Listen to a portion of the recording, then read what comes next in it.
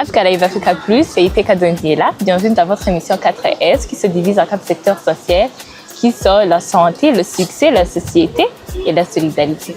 Aujourd'hui, c'est le succès à la scène qui est à l'honneur, où les stars d'aujourd'hui étaient souvent des galériens d'hier.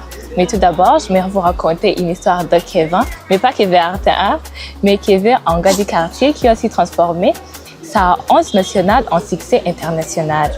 C'est une histoire drôle, mais réellement inspirante. Kevin était un jeune homme plein de rêves, il voulait devenir styliste, mais il n'avait ni machine, ni tissu, ni crayon, juste son imagination et un pantalon trop serré. Un jour, il rend une conférence de presse locale, histoire d'y participer comme il dit. Il met son meilleur jean en signe très serré, on ne juge pas.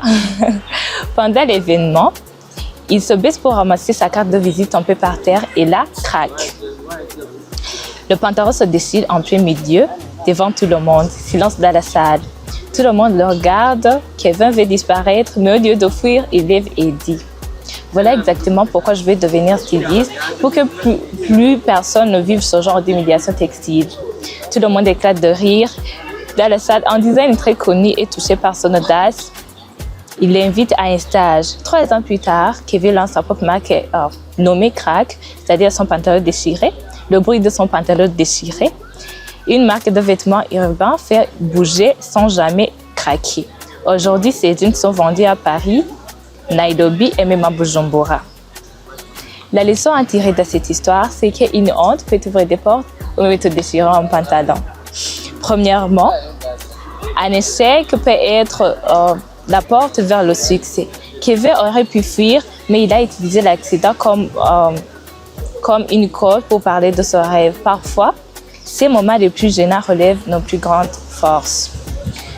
Deuxièmement, le ridicule ne tue pas, mais il t'encourage beaucoup. Au lieu de se cacher, il a osé rire de lui-même. Ça séduit les gens. C'est-à-dire, l'humilité plus humour, c'est combo gagnant. Troisièmement, le courage attire les opportunités. Parce qu'il a parlé avec audace, un designer l'a remarqué. Quand tu te lèves avec confiance, les bonnes personnes te remarquent. Quatrièmement, transforme tes défauts en force. Kevin n'avait pas de vêtements stylés, mais il en a créé. Ton marque d'aujourd'hui peut devenir ton business de demain. Cinquièmement, l'humour est une arme puissante. Au lieu de paniquer, il a fait rire. L'humour peut souvent créer une attention vers les gens. Et en fait, sixièmement, l'opportunité se cache parfois derrière l'embarras. Il est arrivé gêné, mais il est parti avec un stage. Le plus important, ce n'est pas ce qui t'arrive, mais la manière dont tu réagis. Kevin a transformé sa honte en slogan et son erreur en une entreprise. Alors, téléspectateurs, merci de nous avoir suivis et n'oubliez jamais que le succès commence parfois par une fermeture et très capricieuse. Africa Live Africa Plus, merci beaucoup.